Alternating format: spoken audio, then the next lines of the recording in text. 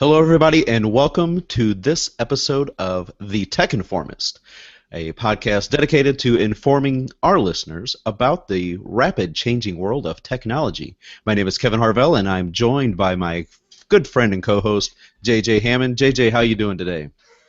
Fantabulous, sir. How are you doing today? I'm doing phenomenal. Great weekend of football, some amazing NFL games. Super Bowl contenders are picked, and we know who's going to be playing in Arizona in 2 weeks. So, really, really phenomenal day of football. I couldn't be happier. I When it comes to football, right. I know and you couldn't be. That's for sure. yeah. So, we have all sorts of wonderful tech news for you today. But first, let's talk about some of the ways that you can get a hold of us with the Tech Informist. You can visit us at thetechinformist.com. Hopefully, if you're watching live and joining in the chat room, you'll see the techinformist.com/live. We have the video where you can watch it live, and you also have the chat room where you can participate and ask questions and just have a nice communication, clean, appropriate, stay on topic, and so We're a on and so family forth. show. We're a Family family show, show. exactly. You can also visit us on Twitter at TechInformist. Visit us Mhm. on Facebook, Google Plus, Instagram. We're just moving around, and we have a few shirts available, so we're working on implementing that into our website as well. So we think they look pretty Mhm. nice. Sported some of them at CES, so maybe some of you guys seen me wearing them while I was at CES. Mhm. But until then, let's go ahead and move on with the tech news. JJ, you've got a few stories lined up here first, so let's go down the show notes in order. Okay. Well, in recent years, Amazon and Netflix have created original content to get more subscribers and grow revenues. And this story comes to us via Engadget. Again, all of these stories we have links to in our show notes, so please visit thetechinformist.com for all of our show notes and links and things of that nature. The prime example of shows that are coming out, or have come out rather, from the likes of Netflix and Amazon is House of Cards, which Kevin and I were just talking about right before the show. Orange is the New Black and Transparent. Those Transparent, I believe, is Amazon. The online retailer has always suggested it may look to be expand beyond TV and into movies, but only now has revealed that it has plans to do that.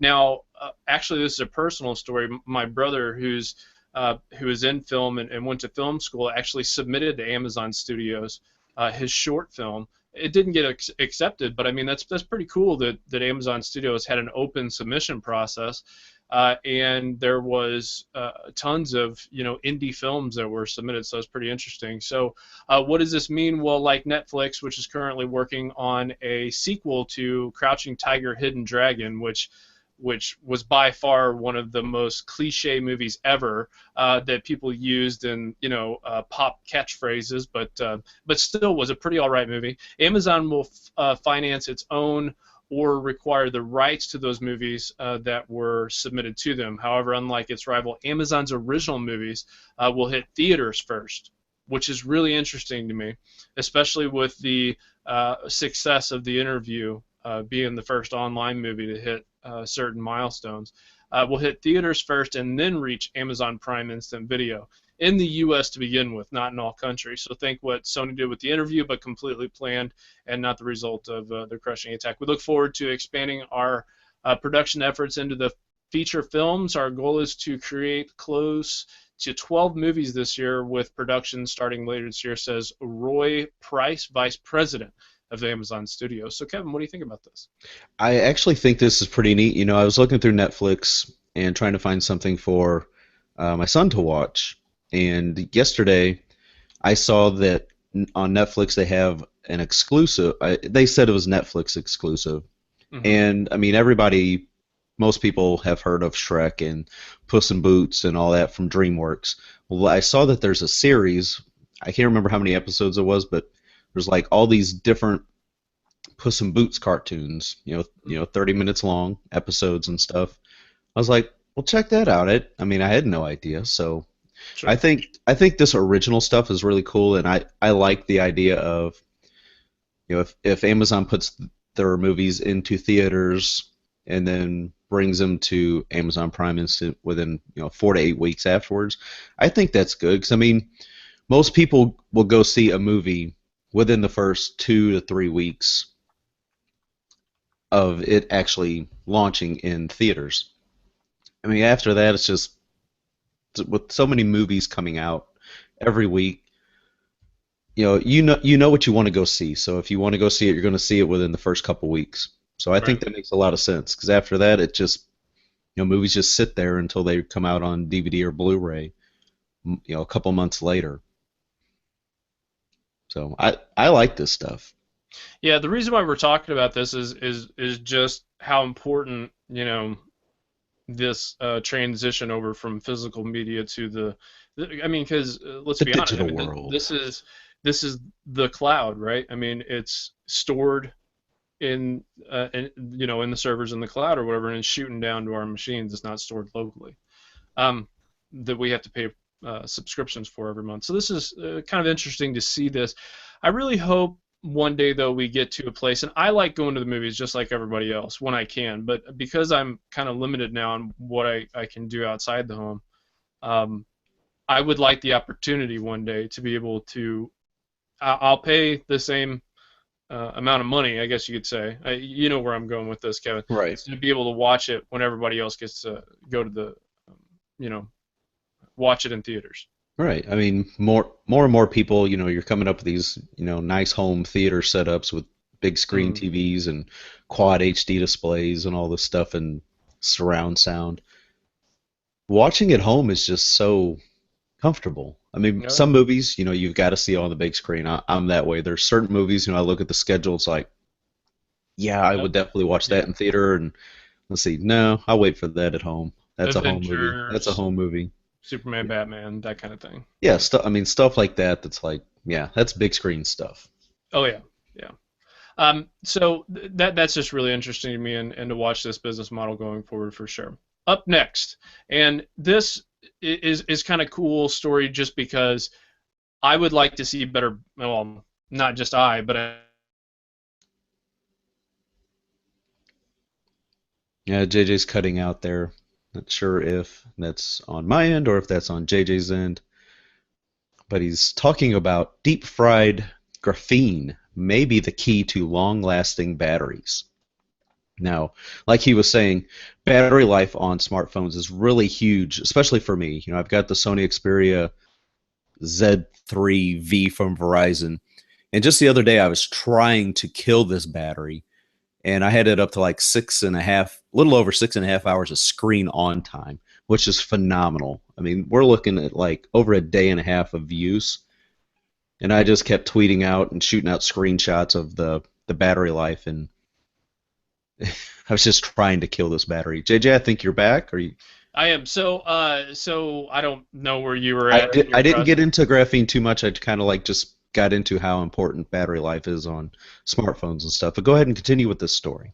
Okay, so graphene is the wave of the future. In fact, we're seeing a lot of patents. I don't remember if you've seen this story that was maybe a couple months ago, where there was tons of patents being filed on graphene and all this kind of stuff.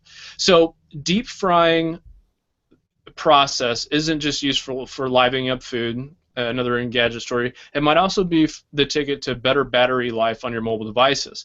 We can think of smartwatches, the Internet of Things devices, things of that nature. The South Korean researchers have created highly conductive, stable electrode materials by spraying graphene oxide droplets into a very hot blend of acid organic solvent, much like you dip chicken into oil.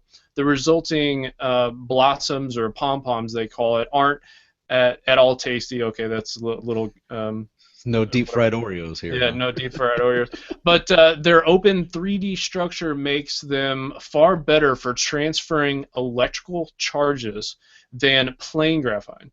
Other scientists have developed 3D graphene before with similar energy capacity. Gosh, I don't know why I couldn't say that. However, this method is a lot easier to translate to mass production, which we all know is the most important, right? To get it on a bigger scale. Right.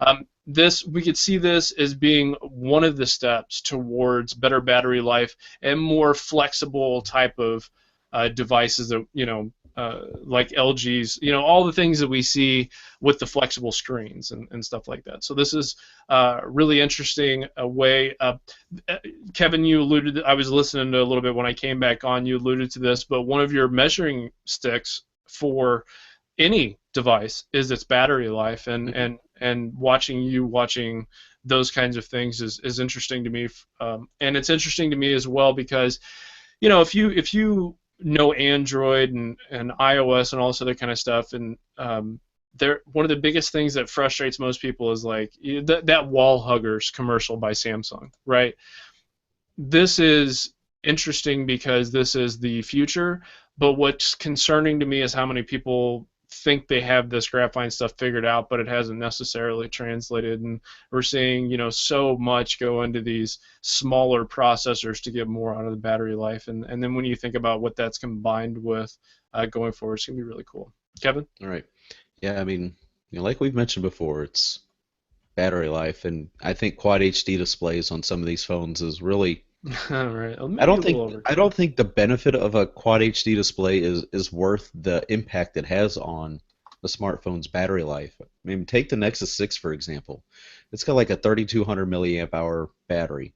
That thing should be getting, 5+ hours screen on time, but it's not going to because it's got a Quad HD display on it. It's just not. Right. And that's why I think the Sony Xperia Z3V gets such great battery life because it's not a Quad HD display. Right. Yeah. I don't want to get into the whole Quad HD display right now. You don't want to do that right now.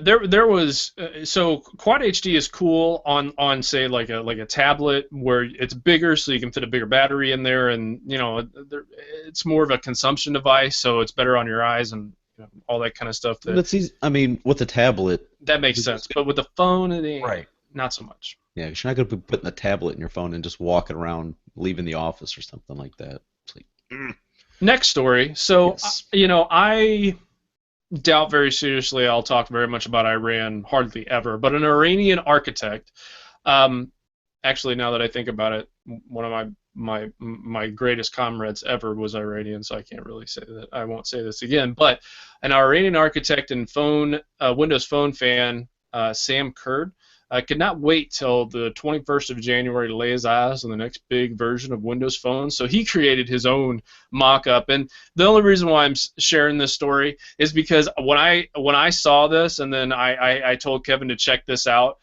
I mean, if I'm speaking for you, I apologize. But if this is even if this is somewhat close to the future of Windows, it's amazingly gorgeous. Yeah, this mock-up, whenever you sent that over, I got to look at it. I mean, it was after midnight last night, I think, when you sent that. I was like, yeah, I'll go ahead and look at this, and I'm glad I did because that's some nice work.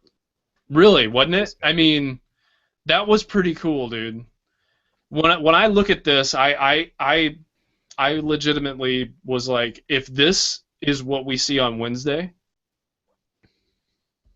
Right. Come on, Joe Belfiore and everybody else. I could see Kevin start using, maybe his 1520 again full time. No, no, but it was interesting. Okay, so let me point out some kind of interesting thing. The only reason why I'm talking about this is because it brought up some serious questions about what Windows Mobile should be going forward, and I'll explain.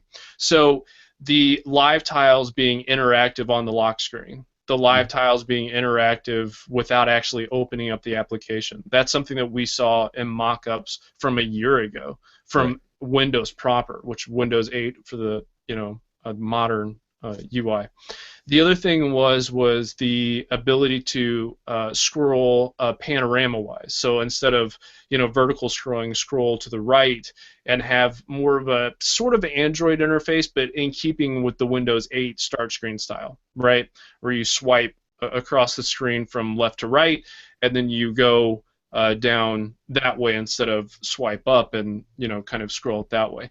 That was really cool. I don't know if you noticed that, Kevin. Yeah. That ability though to have multiple and then kind of like a widget, but the tile itself is more of the widget. And then the the CPUs, right? So another thing was monitoring the phone CPU, and then the phone itself being essentially what the Surface Pro 3 is, right? Where you can hook up a wireless keyboard and mouse to the phone, and then connect an HDMI out to a bigger screen. Hmm. So that was interesting. And then a swipe in from the right once you hit the end of the screen or whatever with the quote unquote charms bar. So in keeping with all of these the mock-up here, this is very impressive from a mock-up standpoint, but something that could potentially show a little bit of insight to what we as fans are hopefully looking forward to with the next Windows Mobile, and the translucent, keeping in the background, that sort of thing. That was really cool too. So a lot of really neat things here. Kevin, anything in particular that stuck out to you? Yeah, the things that really stuck out to me, I mean, like you mentioned in this post, is the fact, kind of like with Windows 8.1 and Windows 10, the tech preview, swiping in and from the side to switch between apps or Hmm. windows that you might have open. I love that aspect. The visuals on it were really nice. The animated like weather on the lock screen. Yeah, yeah, that was Showed awesome. that it was raining and you could actually see the little drops Drops. in the Yeah. animation. I was like, that's really cool. I Hmm. mean, even if half of this stuff is actually input into that, that would be really nice. And just looking forward to covering that on Wednesday. Yeah, so Kevin's going to be just a PSA. Kevin's going to be in a Microsoft store. I unfortunately won't be able to make that, but I will still be watching the event. We will have live blogging on the Tech Informist. Am I correct in saying this, or do you want to go ahead and Correct. take Yes. control? Yeah, we will be doing some live blogging, and we're still trying to figure out how we're going to incorporate our Wednesday episode. I mean, because the event begins at 11 Central, which And is the what time same do we do time, this? All right. which is the same time we try to start recording our episode of Tech Informants. So, Right. and it's just another busy day because I've got a couple other meetings the rest of the day after that. So we'll we're going to try to figure out how to incorporate an episode of that into it, and then also just a quick little teaser. We're going to be recapping a lot of the Microsoft news from Wednesday on our Friday episode, which will have guest Richard Hay from the Win Observer, and he's also now a contributor to SuperSite for Windows. Kind of not necessarily full-fledged taking over for Paul Thurrott, who has since moved to Thurrott.com and Hmm. launched his own website, branching out on his own. So yeah, that's kind of what the week is looking like for Microsoft news and episodes of Tech Informist this week.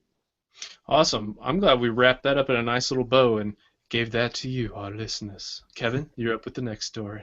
All right, so are we over on my stories now? We are. Oh wow, okay. So I know, we right? may have mentioned last week that HTC is looking to launch, or they're going to be giving out information at Mobile World Congress, around March 1st about the HTC One M9. And there's also now talk that HTC might have information about their first smartwatch, which does not look to be running Android Wear, but it says this is from TechCrunch, where HTC is said to be prepping a smartwatch for debut in March at Mobile World Congress. The new smartwatch will tap into Under Armour's fitness tracking software service. Now, this is according to Bloomberg, but little else is known at this time about its design or features. The M9, however, said to remember the to rem, that's some strange editing there. Said to be similar to the M8 in terms of design and looks, but will also feature improved audio and camera technology, including Dolby 5.1 audio output. So, as many people know, with the M7 and M8, it's one of the biggest selling points is the dual front-facing speaker boom sound experience, which is probably one of the loudest mobile device experiences you can get without having Bluetooth speakers and stuff like that. But it's good to see HTC is jumping into the smartwatch and wearable bandwagon. I mean, they have some great hardware, so kind of excited to see what they announce and unveil on March 1st. Yeah, I mean, I think okay. So one thing about HTC is I think that they're doing a great job with the hardware stuff, and I like their approach to having only a couple of devices, right? Because we see other companies trying to just spread it around everywhere. So one of the things about HTC that I like, man, if you're an Android or Windows fan, doesn't matter. They make some really nice hardware. That the Nexus 9 is a really nice device, and the other thing too is more and more mobile phones are becoming the primary device in which people are doing computing on. We see that from graph after study, and the more we see with these things being more productivity related, with the Dolby surround sound, and the more we see with the emphasis on audio files and video files and stuff, we do see more people getting into that specific, like drilling down into specifically what they're getting. I'm not surprised at anything that HTC is going to be coming out with, but I am excited about it because I think that by then there's going to be some mature, skin that they're going to be, some software enhancements that they'll be able to make on their own for their particular device. So I'm excited to see the release of their device as well as a watch, because if they take any of their awesome design guidelines and engineering over to the watch, which I'm sure they do, it's going to be a really beautiful device. But it's going to enter kind of a crowded space. So I wonder how it's going to stack up against the competition. I mean, I would think the only real good selling point would be, look, we engineered this thing, it looks great, it works great, now they have to price it right. And I would think a 179 would be the price point for that.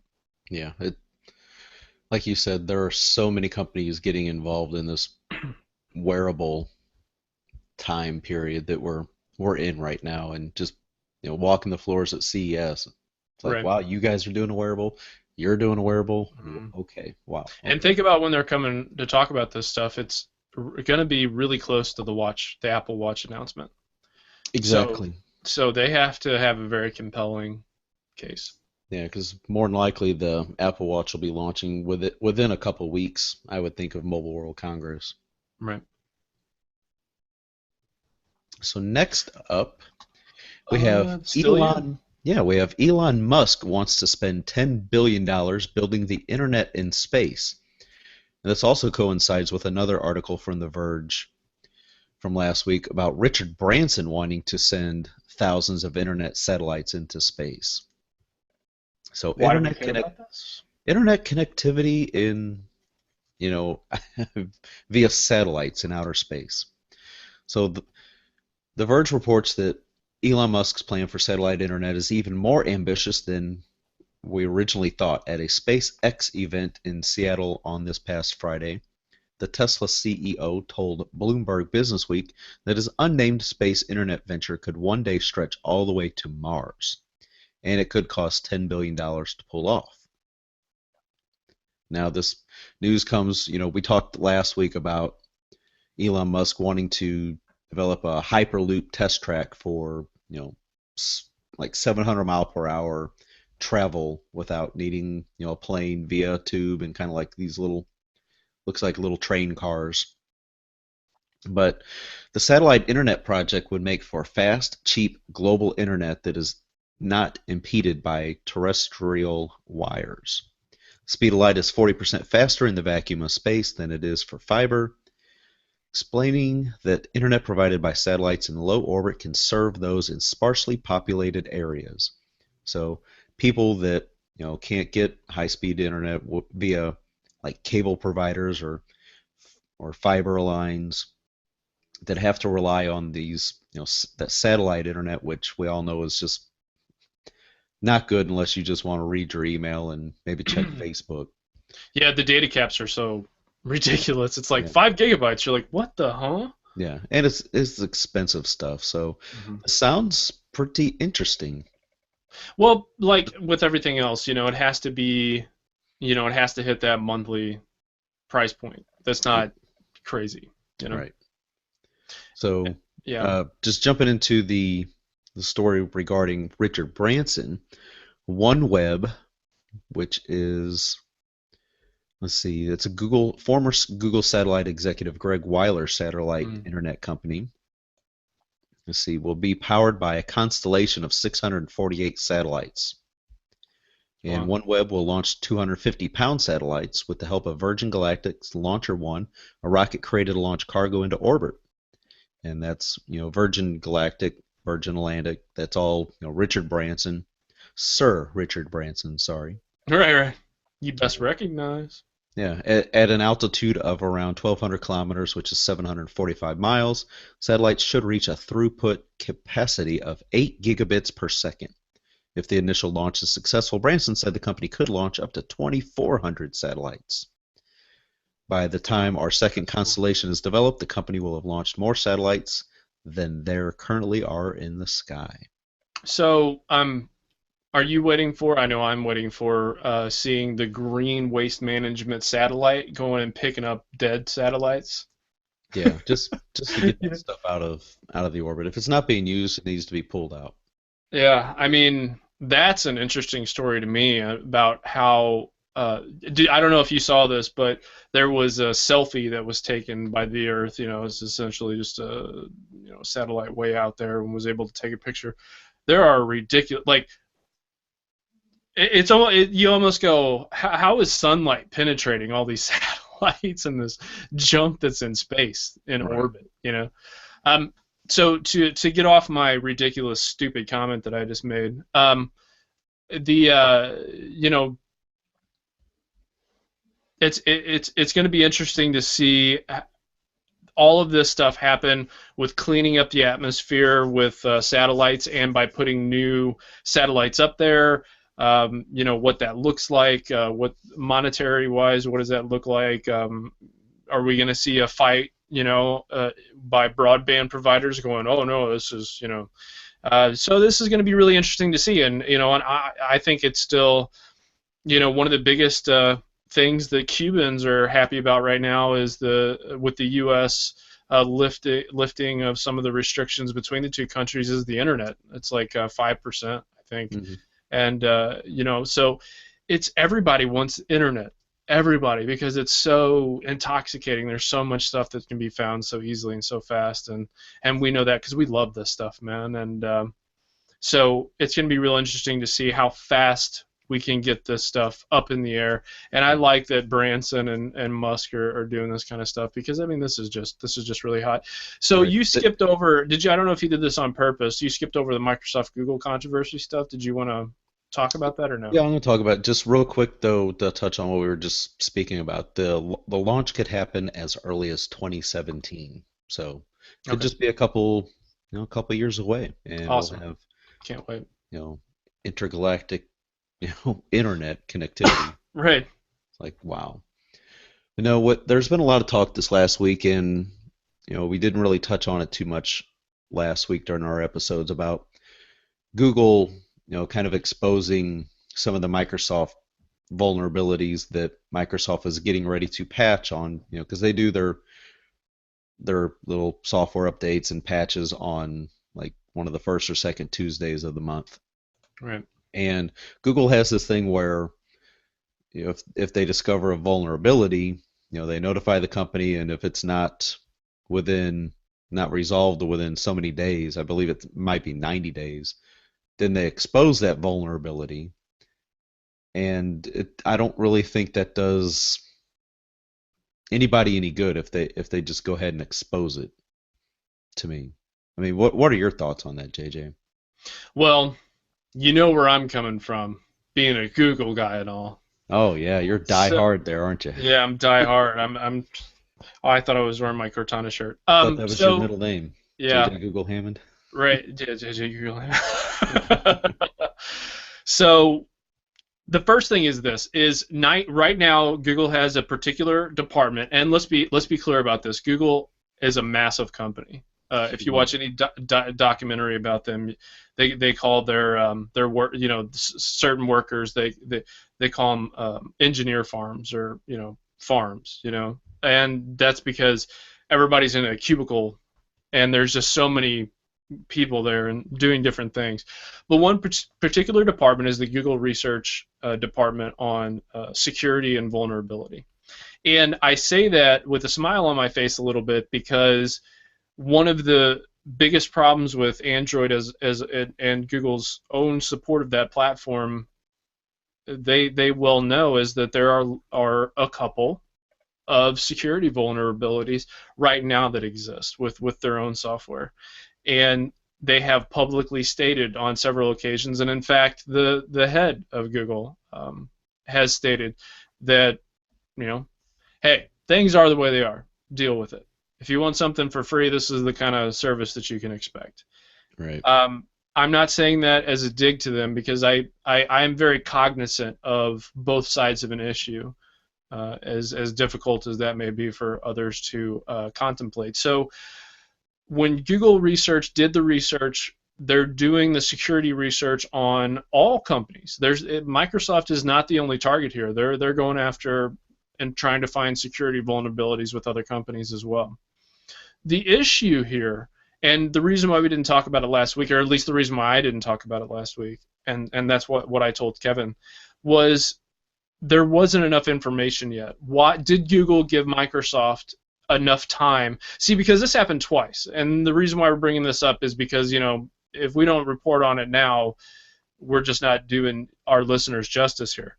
This happened twice. The first time it was like, okay, did Google give Microsoft enough time to respond to this particular vulnerability and threat? Second, what did it look like? What was the vulnerability? What was the issue? And third, how fast did Microsoft respond once they found out about this particular security flaw? So after the second go-around, we found out that on both occasions, Google did not give Microsoft what I believe is enough time to fix the security vulnerability. Because even if you work at Google, even if you're just into technology at all, before Google even came on the scene with Android, you heard of Patch Tuesday. You know what Patch Tuesday is. I mean, it's just something that's ingrained in our culture for like the last decade. Yep. When you purposefully release a security vulnerability, you have to understand that a company such as Microsoft, even if they're not cool guys, even if they're mean to you for pointing out a vulnerability in their software, the responsibility of you as another engineer and a security firm, you have to give those guys the time to address 1 billion customers, right? Because not every computer is the same. Not every you don't want to break servers. You don't want to break on-prem servers, cloud servers, hybrids. All sorts of IT departments can go crazy. So one of the issues that I have is Google not only did release the security vulnerability, but explained to hackers or would-be hackers how to exploit the security vulnerability. So even if you're siding with Google here, even if you're like, oh, Microsoft's the devil, whatever, you have to at least take pause at the fact that there was a release of information on how to exploit this vulnerability. That was a little ridiculous. Then the second thing happened. There was another vulnerability that was talked about. 90 days is not enough time to fix a security vulnerability for 1 billion customers. It's just not. I don't care what somebody on the other side might say. I don't believe that's enough time to properly address, especially during the holiday season. Okay, there is a time and place for everything, and I think that Google did not do their due diligence here. There's been some backlash against this particular story where Google themselves are now, I mean, they don't care, let's be honest here, that there's 60% of their own user base on Android Jelly Bean, yeah, exactly, that have a very nice security vulnerability, and they're not addressing that. In fact, they explicitly state, we're not going to address that. You have to move on or buy another phone. They actually say, buy another phone. Right. I If mean, if you're still using Android Jelly Bean, which it's is two versions early behind it. early 4 point something. Yeah. Yeah, your device is pretty old as it is, and Hmm. it might be time to replace that hardware. So, So that is my information. Listeners, take it for what you will, but I personally don't like what happened. I think that security vulnerabilities should be, especially when you're talking about two of the biggest companies in the world right. financially and what their influence is in the entire world. I believe that they should be working together. But who am I to know? I guess I'm just a hippie, you know? A short-haired hippie person. Yeah, a short-haired, not hippie person is a hippie person because I want these guys to work together when it comes to security and stuff. But I don't know. I could Right. go on and on about it, but you know where I'm coming from on this. What are your thoughts? Right. I mean, I think everybody's user and security information is important, and companies, I mean, I know that you're not going to be wanting to work together on everything, but some things you got companies do need to work together on, and making sure everybody's user information is secure is should be job one.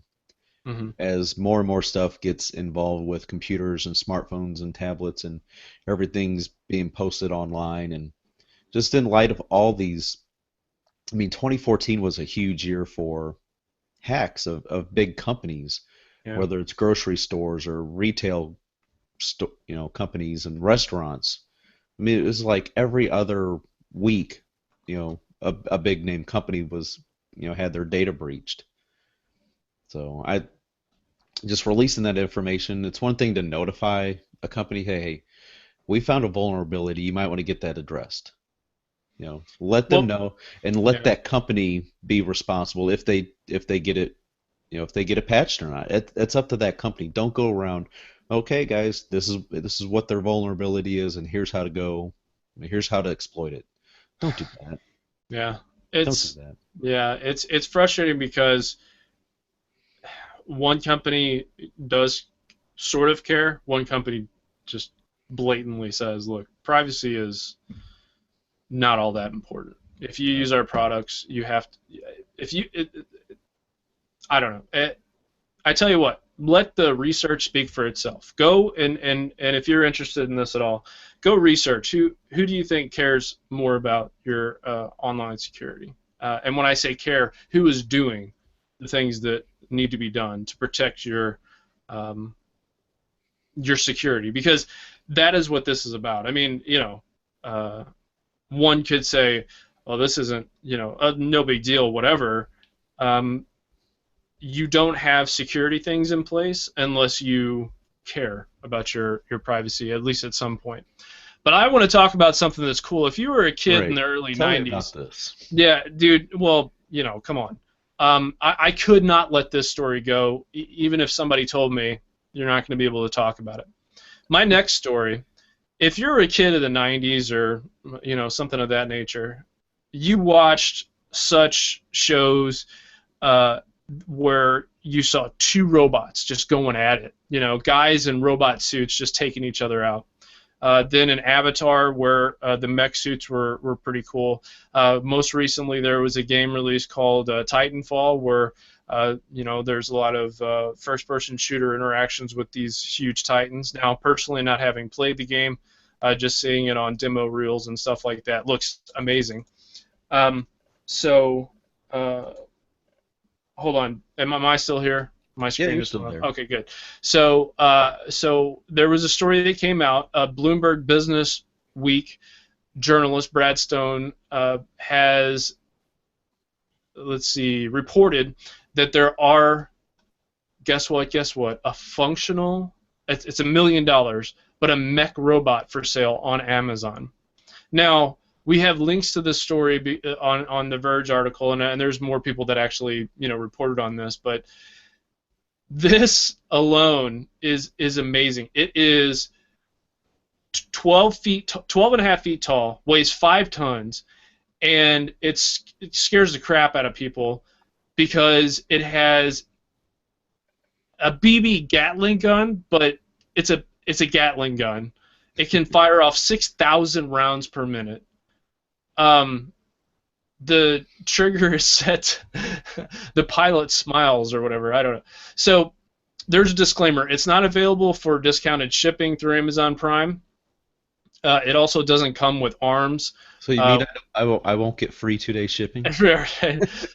You don't need the arms if you just want to tool around with it. It's a giant mech bot. If you're going to spend $1 million in this thing, you might as well go all in and buy the arms.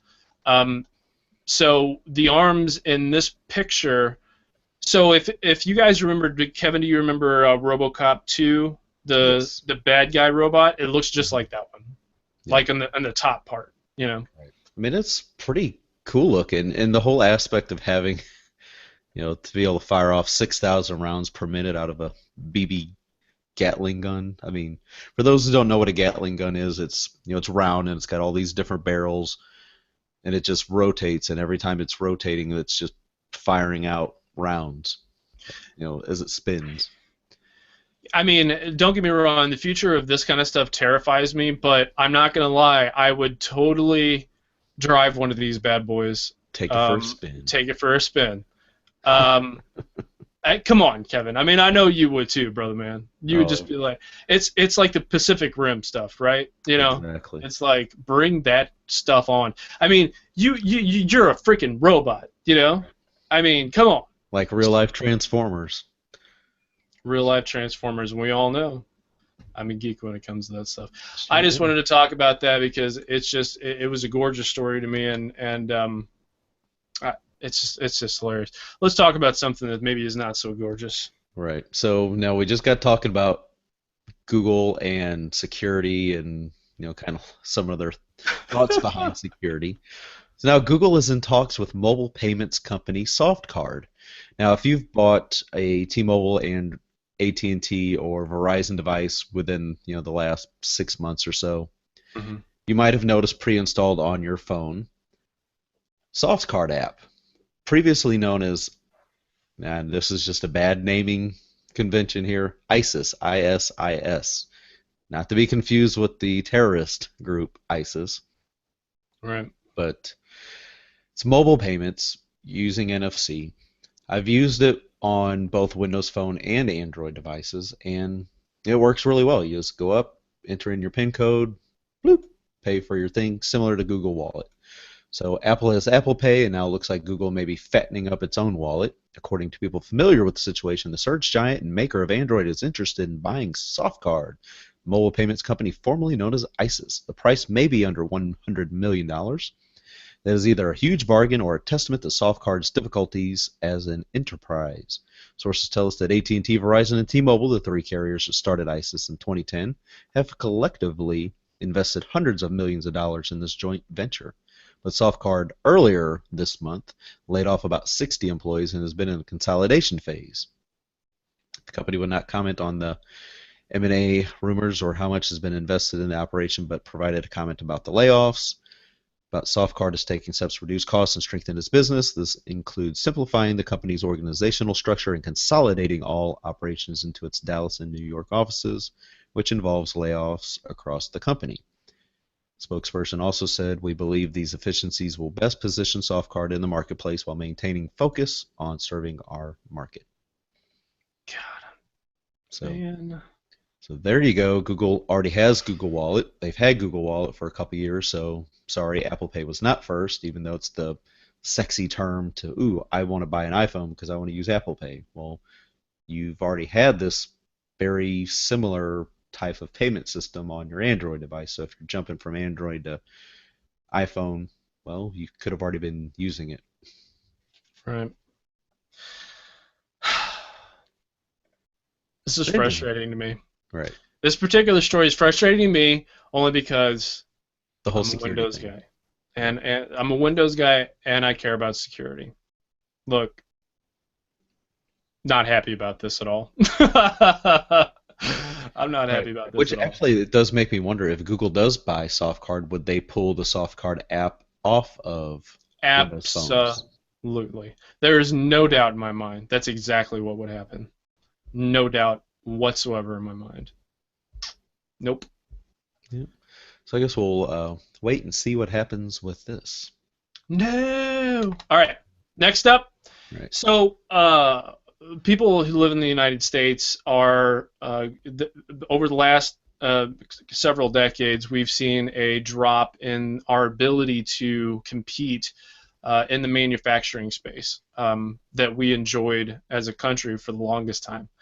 And I think that I think the true heroes in this country are like the people that put their lives on the line, first responders and stuff, but also the people who get up and go to work every day, right? The grind. And Kevin, I respect you a lot for you getting up and doing the do and different stuff like that, manufacturing. But we've seen a loss of those kinds of jobs here, and it's refreshing to me to see that there is some opportunities in this country that are starting to emerge from investments and from um, private companies and things of that nature. What we know about manufacturing in this country is that there are cheaper, lower cost countries that we're competing against. And the other thing is time to market. So GE, General Electric, which is arguably one of the biggest companies in the world in this particular space, manufacturing and build planes and all sorts of stuff, um, is now taking an approach, and I should say Boeing is also doing the same thing, where it garnered even President Obama to talk about rapid prototyping would save the taxpayers billions of dollars, but it would also get technology out to us much quicker and could save lives. And the word could is kind of soft because I believe it would. Local Motors uses an online platform to crowdsource vehicle designs and engineering ideas, which it then prototypes in small open access factories. And this should allow these locomotors to achieve some interesting successes. Also, in-house expertise to channel the wisdom of the crowd, open source platforms. There's another story in here about Louisville, Kentucky, where there's a meeting of GE's own engineers and some local IT guys to work collectively towards, some crazy things like weather balloons to a fire-breathing dragon robot pony. That's a little insane, but it does kind of catch the imagination and eye. They donated refrigerators, ranges, and other devices for a team to work 48 hours for hackers to race to imbue them with R&D and all this other kind of stuff. But um, why we couldn't see this before was a little bit of resistance from bigger companies and stuff. But what we're seeing now is GE and other companies like it bring some of these ideas to market much faster. So we're seeing the fruits of being able to manufacture things here in the States and then get it out very quickly to the States, the United States, much faster. And I believe in trade, and the important role that it plays in international, cooperation and stuff. But I also believe that each country needs to be able to produce for their own country, right? So that it Mm-hmm. creates a certain level of economic development and social economic growth, And I think with smart technologies and with these smart manufacturers and with 3D printing, just it's just getting ready to explode, I feel like. And with these stories, I pulled this from Popular Science. I'm a big fan of this magazine, big fan of the site. I suggest that any of our listeners who are into technology at all check out Popular Science and Popular Mechanics, man. It's sometimes it'll lull you to sleep at night, but other times it'll make you go, yeah, yeah, I want this like right now. Um, and it's like, it's a very hands-on thing. So people who like to stand in front of a workbench and make things would probably get a lot out of this stuff. So Kevin, what's your thoughts on this? I know I have a tendency to kind of go on, but my point is to drive home these different cool things that we get to cover. So Right. I mean, as somebody that spent, nearly 15 years in the automotive industry, working in various departments, whether you're spraying, getting to see the robots as they, paint cars, as it, it's going through the paint booths. I mean, that it's fun to see, just, how the technology works with it. And that, that was, 12 years ago when I was actually in that department. But, and Right. just can only imagine the way things would be now. Like if I was to go into the, GM plant here in St. Louis, which actually they're looking to hire for a third shift, but I'm like, no, I'm not going. No, my days of that kind of stuff is well beyond me. You're right. But I can only imagine what kind of technology is being implemented in some of these automotive manufacturing facilities these days. Because I mean, there's some pretty interesting and advanced stuff, then. But and I'm glad more and more companies are wanting to at least entertain the idea of getting things made and produced back here in the United States as well. Because, like you mentioned, we have to be self-reliant on, we have to be able to produce things for ourselves. Yeah. It's one of the sad things about United States is that we import so much more than we export, especially when it comes to consumables like TVs and stereos and all that stuff, just electronics in general. It's Well, and sad that we don't on do more on of the down to dishes, on down to dishes and Tupperware and all that kind of thing. clothes. I mean, Yeah. seriously, we can't make clothes I here. know. I know. We can't make shoes. Seriously? Yeah. Uh, yeah. It's a little ridiculous, a little ridiculous. But for the sake of time, are we good to go? Yeah, All right, let's move on to our application picks of the week right. of the week. Since yours is So listed first, tell us about what you've got there. yeah, so I've been doing something cool. I have a new motto this year, and it's make Kevin's life easier. So I provided links, which he's not going to put into the show notes. So I hate you a little bit for that. But I did tell him I loved him before the show, so I balance it out. There's a nice equilibrium going on here. So Comedy Central app for iOS, Android, and Windows, both on Windows Store and Windows Phone currently, the way it's set up. Hopefully soon those two stores collide in a good way, or not collide. How should I say this? Just merged, just like They Voltron, just merged to become one. I know, right? Thank you. That was perfect. That was a great example. Anyways, if you guys like to laugh, and I know you do because you listen to this show, and frankly, we're hilarious. You guys will enjoy the Comedy Central apps, just because you may or may not be able to be in front of a TV or whatever. Or, you might want to be on a treadmill or on a recumbent bike or a bike or whatever. Listen to some of this stuff. If you just want to break out in the middle of Walmart, start laughing or Schnucks or wherever you shop, it's good times, man. I mean, we all need a little laughter in our lives, and I think the apps are really nice. I'm a huge fan of it though on Windows Phone especially. I mean, the app is just very very nicely done. Yeah. So I have, well, I mean, I have links in the show notes, but that's not going to be on the page. But so you can pick this up for free. I think to access some content, you do have to have you have to be paying for TV like Dish or satellite TV or whatever. So Yes, I mean that might be a thing. But for the most some things part, require a TV provider, and some yeah, thank you. they're Yeah. clearly marked that no TV provider required, and Right. So I like that. That's my pick.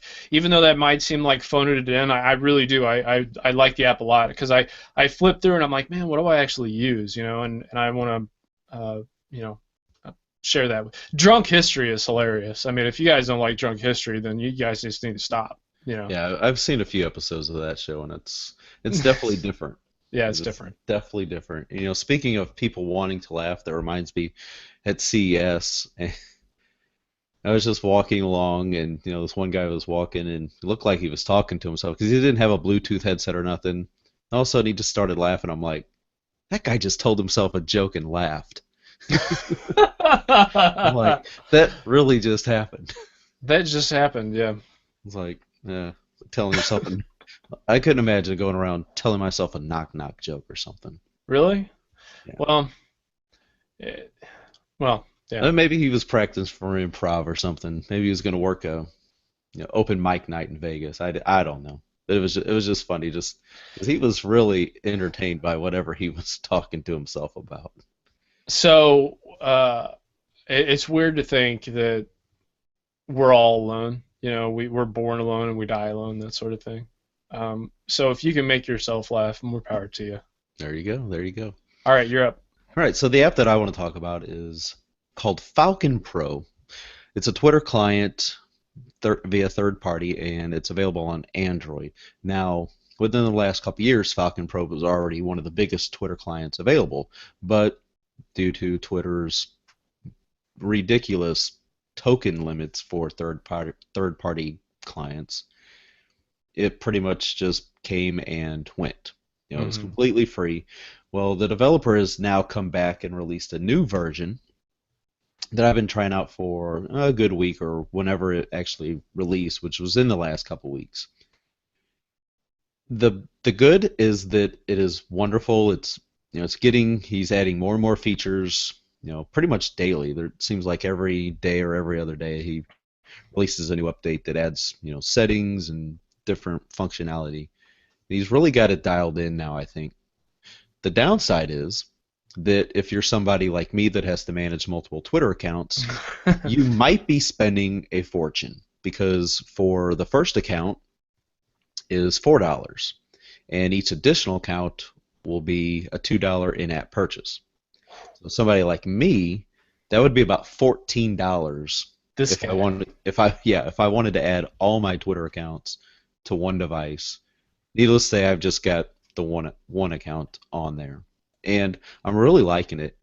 There's only just a couple little things that I'm still missing, and that is, it just let's see. You don't get to view, like people's profile pictures. Sometimes, someone has a nice profile picture and you want to look at it in a kind of like a zoomed in thing. That's not there. Not a big deal, obviously, but just a little thing for me. And then also, if you haven't been on Twitter for, you wake up, you go to bed and you're looking at it and you're all current. You wake up in the morning and it just jumps from, okay, so 8 hours ago you looked at this and here's what it's like. Everything else in between is just gone. So that's Really? kind of like my biggest gripe. But other than that, it's beautiful. I definitely recommend anybody that doesn't mind spending a few bucks for a really good Twitter client. Give this one a look. Falcon Pro. Falcon Pro. Falcon Pro, yeah. So, but that pretty much wraps things up. I mean, as we mentioned before, we've got a busy week this week with a lot of the Microsoft news. Friday show going to be a little bit later in the evening, about 4:30 Central Time, because we're be waiting for Richard Hay to be able to join us, and that's when he's going to be available. Hmm. Wednesday, we're still trying to figure out how we're going to do the timing, whether we do a quick show after the announcement, just when all the news is really fresh. But we'll do like a full recap with Richard on Friday. It might be just a JJ show. Could be. That very well could be. Yeah. So, Just make sure to bookmark thetechinformist.com/live, and that was where we will keep up with all scheduling information for whenever our show will be live. We'll have chat room and we'll have everything set up and ready to go for people to participate. absolutely, guys. Thank you so much for listening. All right. So always make sure to follow us on Twitter at TechInformist, Facebook, Google Plus, Instagram, etc. You can follow me on Twitter at Kevin Harvell and on Google plus Kevin Harvell. JJ, where can people find you? Look for me on Twitter. I think that that's where you're gonna find me. That's your biggest source, huh? That's my biggest source at JJ Hammond Music. If you're a Windows fan, please hit me up. If you're not, hit me up. Either way, I love you, man. It's all good. It's all good, all good. And as always, if anybody has any suggestions, things you'd like for us to talk about on future episodes, let us know either via social media or email them to contact@thetechinformist.com. Not sure, is there anything else you want to throw out there before we wrap this show up? Thanks for all your continued listening, guys, and just stick with us, man. Just listen to us in your car while you're doing dishes, while you're looking at the sky, wondering about the mysteries of life. All right. You always can find us, man. All right, subscribe, make sure to, leave a review. Head over to iTunes, Oh yeah, that'd be nice. Stitcher Radio, TuneIn Radio. You can leave reviews of the show there. tell a friend or five or 10 or 20. You know, Right. share other episodes via, you know, Google Plus or Twitter or Facebook. Retweet things. Let people know, hey, you guys are missing out on a really cool show. We always want feedback. Feedback is huge. Let us know what we're doing right, what we're doing wrong, what you like to see more of.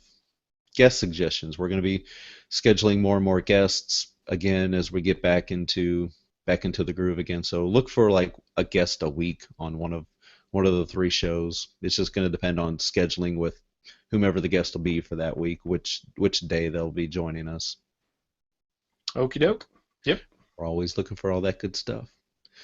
So, and also we're looking for sponsors. If anybody has a company or a product, maybe you guys have a something you're looking to launch or you're building up some need to build up some attention and want to get the word out to our listeners, let us know. We'd love to talk with you. We'd love to talk about your product, take a look at it and see if it's something that we're open to talk about.